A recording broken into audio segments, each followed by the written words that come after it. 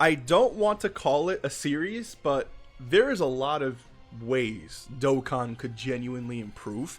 And I low-key want to tackle each and every one of them, not just to share with you how I think they could improve it, but to hear how you think they can improve it as well. I want this to be a community, discussion thing. So if you have time, please let me know how you think they could improve the Dokkan mode. In this video, I'm going to share with you basically all that we know about the Dokkan mode, and then I'm going to share with you the ways I would definitely improve it if I was in charge of, making the Dokkan mode a little bit better. This is something that I feel like is super archaic, and not many people genuinely understand what's going on behind the scenes. Like, we know that it heals and it increases per same type key, or just key sphere you obtain, but it increases faster per same type key sphere you obtain depending on which character you're using. We know those specifics, but we don't really know the behind the scenes numbers and everything that's actually going on when the Dokkan mode actually activates. And I think that for a game entering the 9th year anniversary, a feature called the Dokkan mode should really feel like this is a big thing, and the Dokkan mode right now doesn't really fill those shoes. Let's just hop into this video. If you enjoy it, want to see more videos like this, or have a specific topic you want me to not capture, but to talk about next in the same video format like this, let me know. Of course, if you want to see us hit 61K, or if you support these types of videos, or honestly, if you summoned on Turles in the last 24 hours, you also got caught lacking, you got to subscribe to the channel if you're new, or only drop down and give me 8 push-ups if you're not. Let's hop into the video. Again, let's just talk about what we do know about the Dokkan mode. And I found 2 threads here, one on Reddit and the other one on the wiki itself. And I mean, I agree, right? Yeah, as I said above, I think it's one of the few game mechanics that hasn't really been dug up. All I can say is that the healing, if you hit all the nodes, seems to be roughly 10% of damage done, not added together. So it's like, again, not really. The general consensus is that we don't really know the exact things. This person 8 years ago ran a little sample size test that says hitting more numbers is correlated with higher damage, rough estimates. So non-Dokkan mode, you're doing this amount of damage, which is 100% of the damage you're going to do. And then as you continue to hit more of the Dokkan mode stuff, you're doing just a slight increase in damage. But again, this is not confirmed. These are just rough estimates, right? The Dokkan mode also hits all. Let's just talk about what we do know. This is essentially, I could missing 1 or 2 things here, but this is essentially what we know right now about the Dokkan mode, right? One, that it carries over. And what I mean by this is that, at least in my experience, when I finish an event in Dokkan and then I hop into another event, the Dokkan mode won't be like all the way at the end, right? Like, it'll be less than what it was in the event, but the bar itself will still be filled up a little bit, which means that it carries over to some degree, which again, we don't know, right?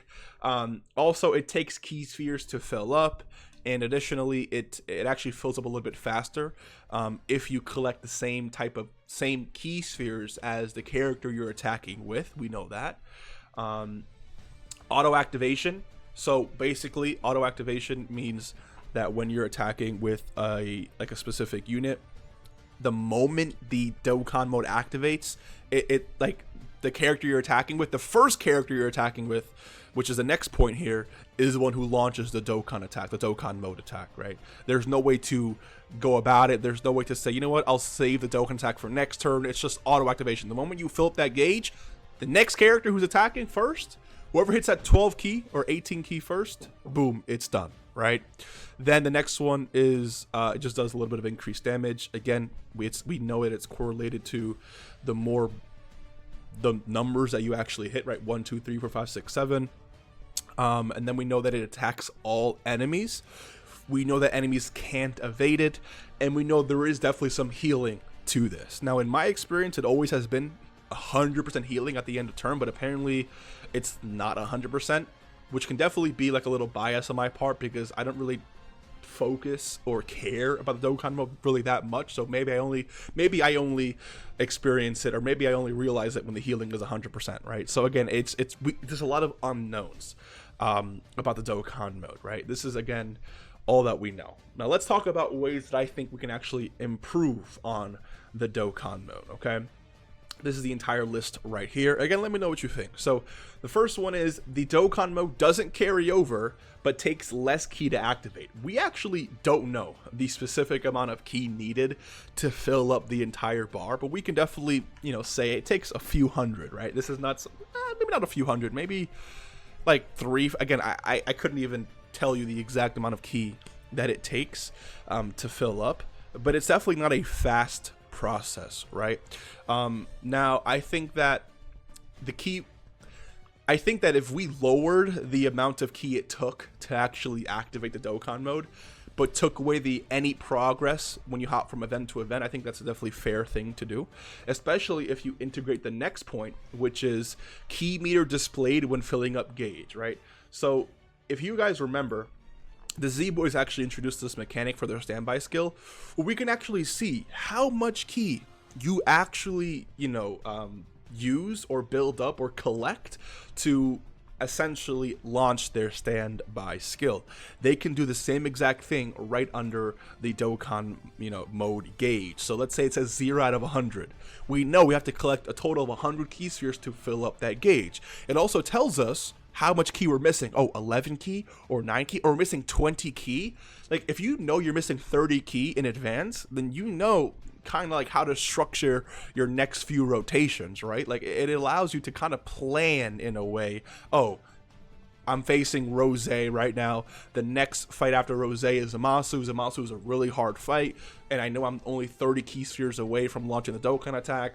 Let me not launch these 18 keys here. Let me take down Goku Black here and save that for, you know, the next phase of this fight type of deal, right? So I think when you really, I guess, use these two together, I think it's definitely nice, right? You're going to be able to activate it a lot sooner, not a lot, depending on what the numbers actually are, right? And you'll be able to actually see.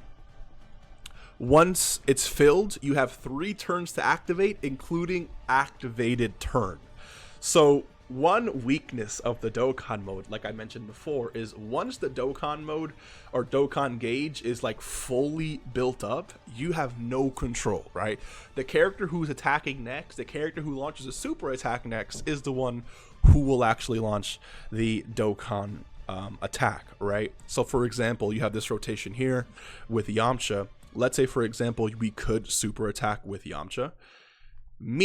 Let's say I wanted to launch it with 18, I'd have to purposely miss the super attack with Yamcha and then make sure I manipulate the field in such a way where 18 is the one to collect all the ki spheres she needs to launch the Dokkan mode, right?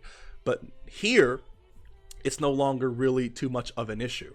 What we can do is, once it's filled up, starting from that turn, so once you fill it up that turn, even if the character you activated it with is in the 3rd slot, that counts as turn number 1. Then from then on, you have 2 other turns to activate the Dokkan mode, and maybe there's a little activation button somewhere, right, on the screen or something. And I guess maybe it's one of those things like an active skill where you kind of have to do it before the character is attacking. So let's say, for example, the turn starts, right? And once the turn starts, there's a little button that says activate Dokkan attack. If you collect ki spheres with anyone, then you lose the ability to do that, right? Because I actually do like the ability or the restriction of the effect applies to whoever is attacking first. I like that. It makes you it forces you to play a very specific way and forces you kind of like to understand your rotations. But maybe there's a character who's locked in slot 1, you know, who you don't want to get that off. So now you have 3 turns to kind of, I guess, get around that, right? But for active skills, once you attack with a specific character or collect ki spheres with a specific character, you can no longer launch that active skill, right? You have to do it before the character itself receives ki spheres. So maybe it's locked at the beginning of each rotation. It gives you the option. If you collect ki spheres with anyone, then the feature is locked, because at that point, it's like you're kind of controlling who gets a Dokkan mode, and I think that at that point it can get a little OP.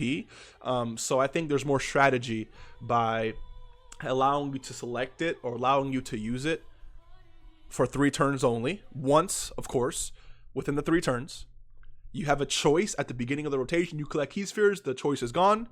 And yeah, if you unuse or if you don't use a Dokkan mode, the bar retreats back to 50% or 0% if the fight is over, right? Because remember, like I said, it's not going to carry over. But if you don't use it in the 3 turns, it reverts back to 50%, and you're gonna have to collect all those key spheres again to, you know, be able to actually use it.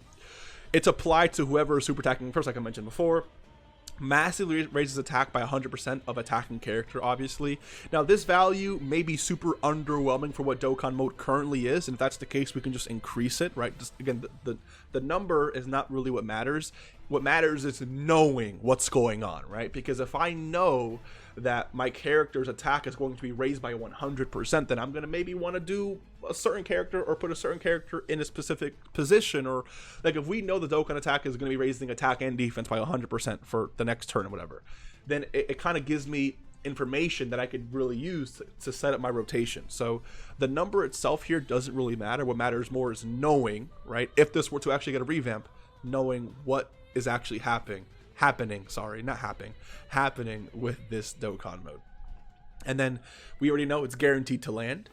I put guaranteed to crit on targeted enemy, ultimate damage on any remaining enemy. So the Dokkan mode now, if this were to be a thing, is guaranteed crit on who you're actually targeting. And it only really matters if you're facing a fight with multiple enemies.